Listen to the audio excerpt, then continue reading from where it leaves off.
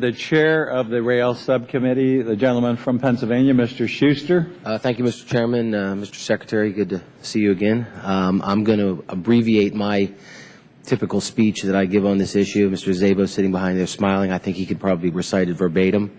But I appreciate having this hearing, and I agree with the chairman and many other members.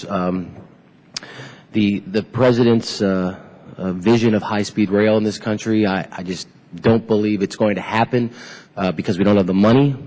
Number two, I don't really think we have the need to have 80% of the American population have access to high-speed rail.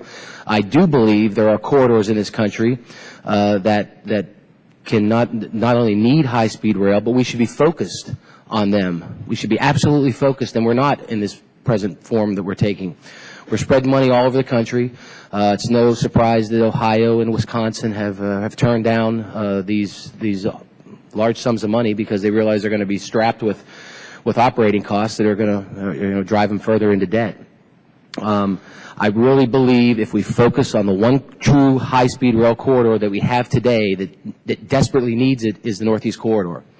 We own the tracks, so we don't have to go round and round with our friends in the freight rails on it. We own the tracks. We can do separations where we need it. And as my friend from New Jersey mentioned, there's a bridge up there. It's a huge bottleneck. We should focus the money there. The tunnel in Baltimore, I know some of the money is coming back to make those improvements. But if we're really serious about getting high-speed rail, we need to find one place to do it in the country, to do it right, spend the money to do it right, learn from it, the lessons, and then take it to these other corridors that will emerge in the future.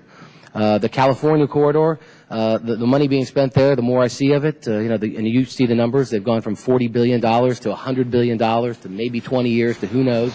And Mr. Secretary, you've been in Congress, you've been in government long enough to know that if they're saying $100 or $90 billion, you know it's going to be more than that.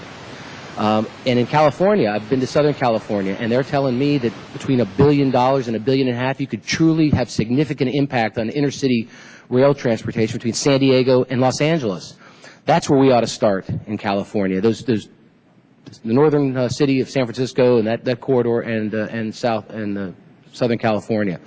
So again, I urge you to go back and sit down with the President and Mr. Szabo and really reevaluate what we're doing here, because I just don't believe that we're going to be able to have high-speed rail across this country because we can't afford it and because the American people really aren't clamoring for that. They are clamoring, though, to have better intercity rail, higher speeds.